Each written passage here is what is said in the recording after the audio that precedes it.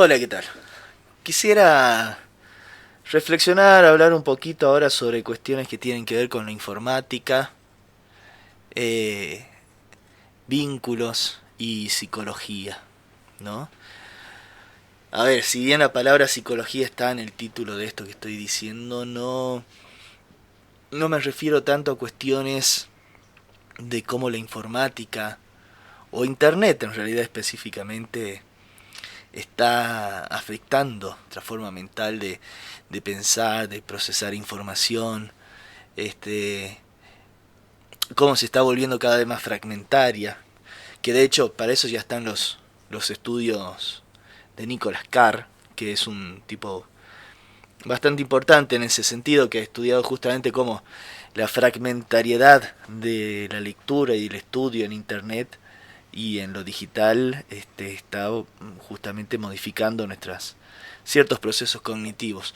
Cosa que a mí, que soy bastante fan de lo fragmentario, no me parece necesariamente malo. Puede sí serlo en muchos casos, ¿no? Pero igualmente no es eso específicamente lo que quisiera hablar cuando digo informática, vínculo y psicología, sino plantearlo más bien en términos cercanos a lo que sería la psicología social, ¿no?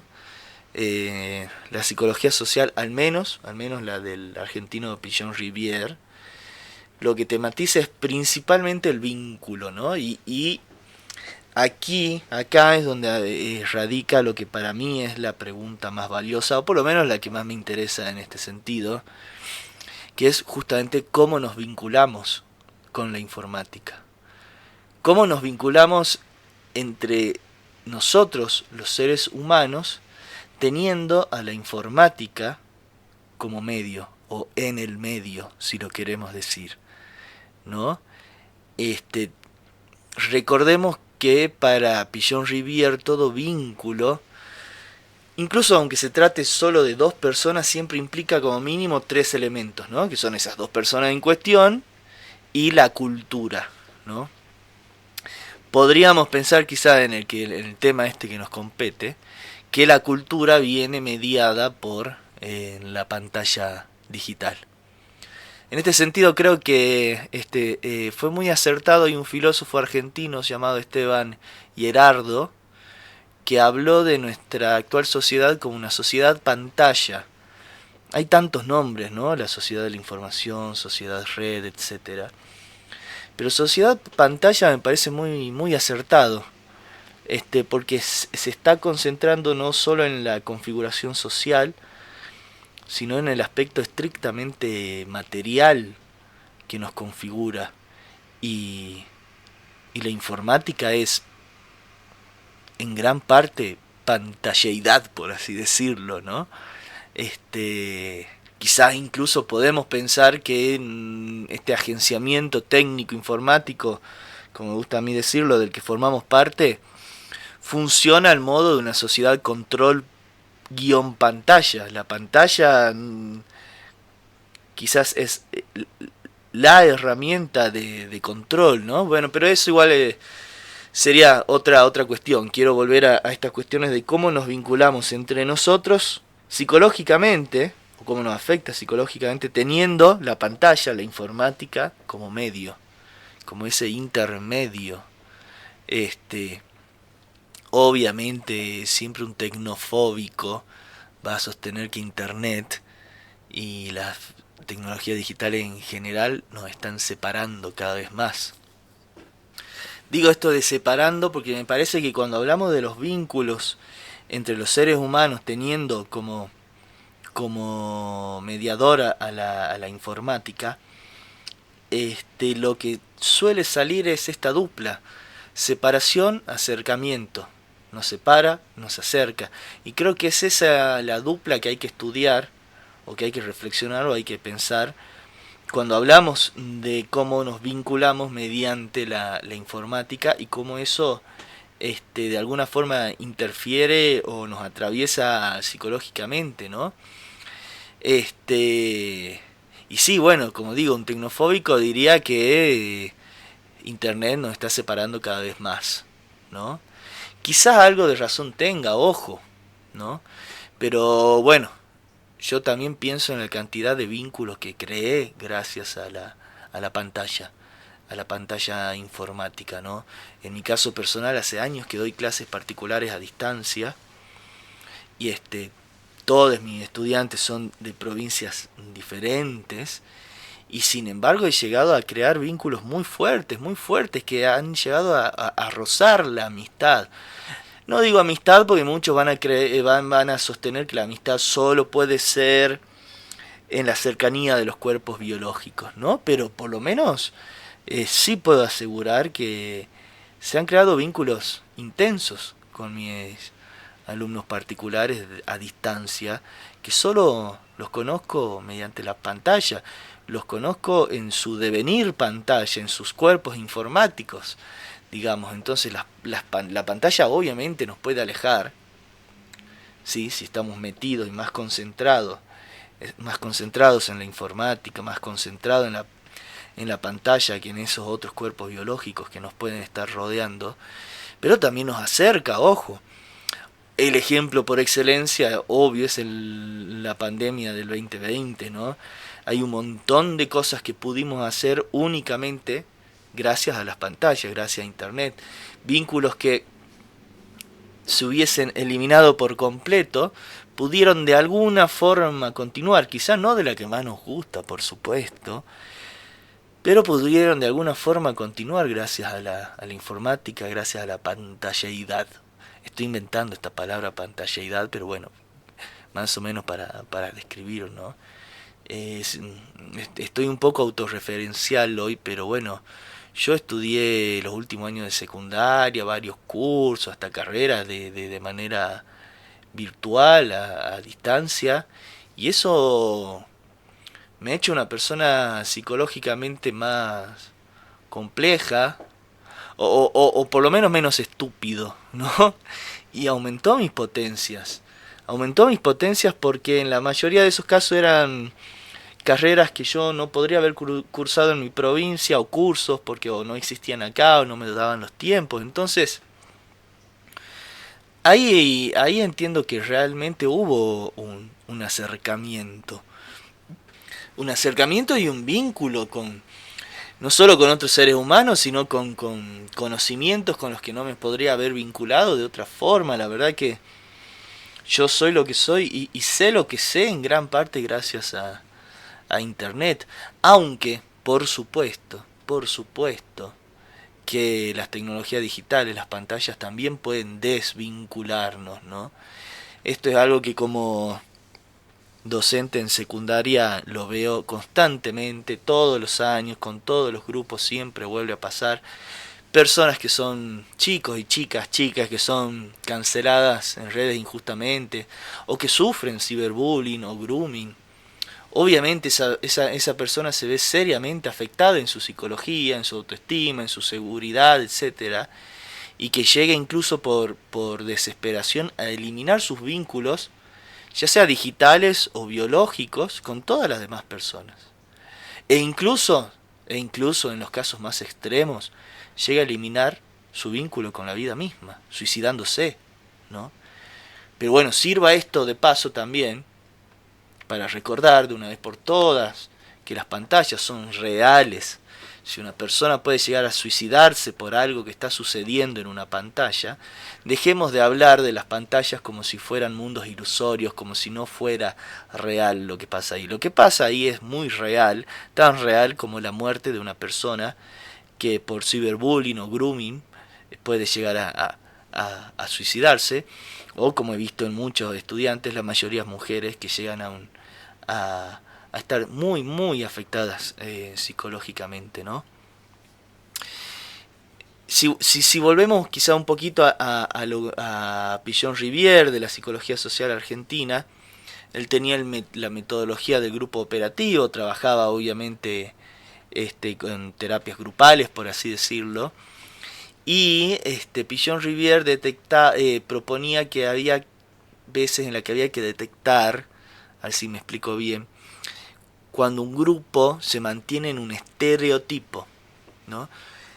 Un estereotipo es justamente cuando hace referencia a un grupo donde los vínculos están fijados, están estancados, están enfermizos, ¿no? Estancan a todos los miembros de ese grupo, estancan al grupo en general, pero sin embargo se solidifican y se mantienen así, ¿no? En el estereotipo. Y quizás si pensamos en los vínculos digitales, pueda residir ahí la diferencia, ¿no? En la pantalla digital puede potenciar vínculos estereotipados, ¿no? Que nos fijan y que disminuyen nuestras potencias. Pero también pueden potenciar vínculos creativos que aumenten nuestras potencias. Entonces quizás respondiendo a la pregunta con otra pregunta, ¿no? De lo que se trata es de preguntarnos de qué tipos de vínculos informáticos o afectivos vamos a potenciar, ¿no? Aquellos creativos o aquellos estereotipados, ¿no? Un discípulo de Pichon-Rivière, que es Moffat, otro psicólogo social, que en sus últimos años devino también medio en filósofos, recuerdo que él dividía en diferentes niveles de vínculos y la forma en la que se mide el tiempo en esos vínculos, ¿no? Como podía haber un vínculo más social, etcétera, etcétera, más amplio, pero también había un vínculo más íntimo, ¿no? Por ejemplo, como puede ser el de una pareja en la cama, ¿no?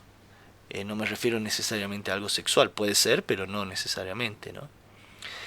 Y recuerdo que según Moffat, en ese nivel extremadamente íntimo, el tiempo se mide en segundos. Se mide en segundos. Yo realmente respeto mucho a este psicólogo social, pero acá me manifiesto en desacuerdo, ¿no? Porque creo que en la intimidad el tiempo simplemente no se mide. No se mide. Esto de medirlo todo, en realidad, está en las plataformas digitales, en las grandes empresas informáticas tipo Facebook, Google, etcétera, etcétera, etcétera, que necesitan medirlo todo.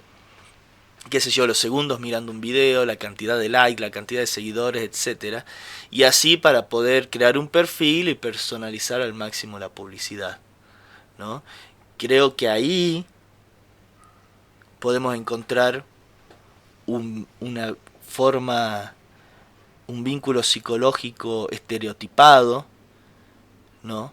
Que consiste justamente en medirlo todo, porque vemos, interpretamos todo en números, ¿no? Y aunque lo tengamos totalmente naturalizado, creo que numerarlo todo es una forma de estancar nuestras existencias.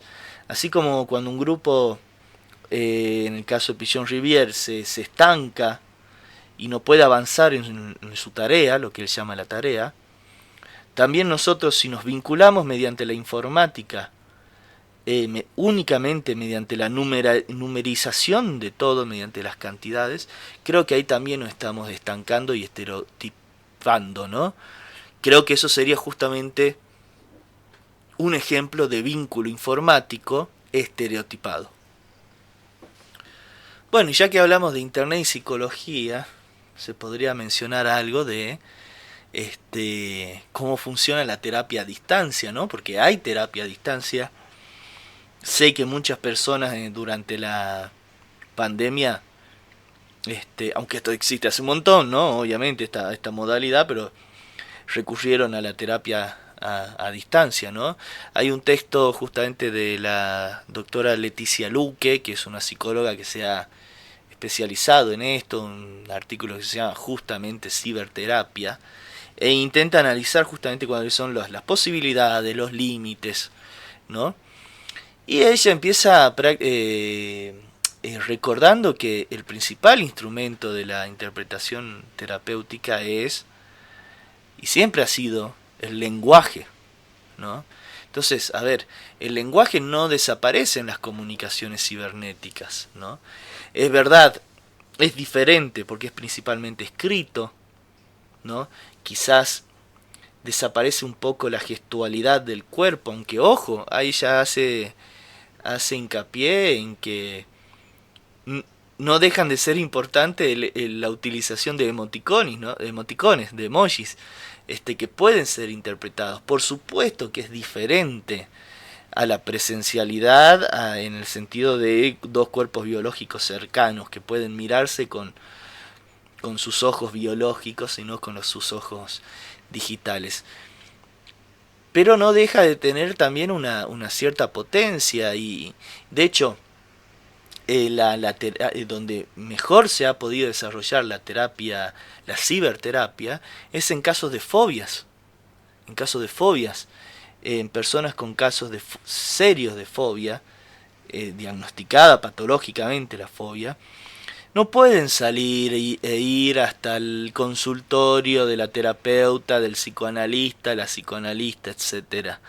Entonces acá la ciberterapia a distancia,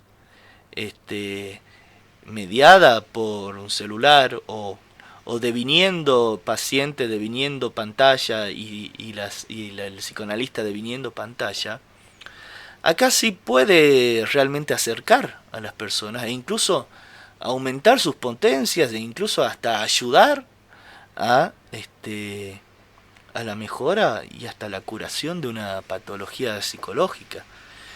Entonces creo que en este caso tendríamos un ejemplo de un vínculo informático creativo. Si en el anterior, en casos de ciberbullying, de grooming, etcétera, o en el caso de las relaciones informáticas, los vínculos informáticos en los que simplemente todo se mide en números, ahí teníamos un vínculo informático estereotipado, robándole algún concepto a Pichon Rivière. En casos como esto de la ciberterapia en las fobias, tenemos un caso de un vínculo informático creativo. Creativo lo utilizo yo como lo contrario a lo estereotipado. Para mí lo estereotipado es lo que tiende al estancamiento, a la destrucción, mientras que lo creativo es lo que tiende a la construcción y al crecimiento, ¿no? Obvio que nada de esto lo estoy diciendo en contra del roce de las pieles, ni de los besos, ni del abrazo. Yo sigo prefiriendo la presencia y el contacto de los cuerpos biológicos. Eliminar el contacto de los cuerpos biológicos sería catastrófico y de hecho ya es patológico en mucho en la cultura oriental, personas que ni siquiera salen por meses de sus casas, ¿no? Pero más que nada creo que hay que intentar ser críticos, tecnocríticos y ver que hay ciertos aspectos en los que sí disminuyen nuestras potencias, pero no tenemos que olvidar que hay aspectos en los que nuestros devenires informáticos, nuestros cuerpos informáticos, nuestros vínculos convertidos en pantalla, sí pueden aumentar nuestras potencias y sí pueden crear vínculos afectivos que son creativos, que son buenos. Obviamente está en nuestras manos simplemente cuál vamos a potenciar, cuál de los dos vamos a potenciar. Obviamente voy a ser hincha de que hagamos todo para potenciar los vínculos informáticos creativos. Pero el hecho de que exista vínculos informáticos estereotipados, malos, dañinos, no quiere decir que hay que eliminar todo vínculo informático. Creo de hecho que eliminar la informática por completo solo por sus devenires perversos y maliciosos es cobarde.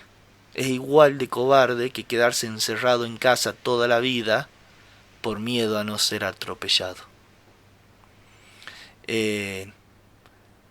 Hasta acá llego en esta ocasión.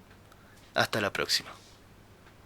Todos los contenidos de este canal están realizados al 100% con software libre y tienen licencia Creative Commons atribución.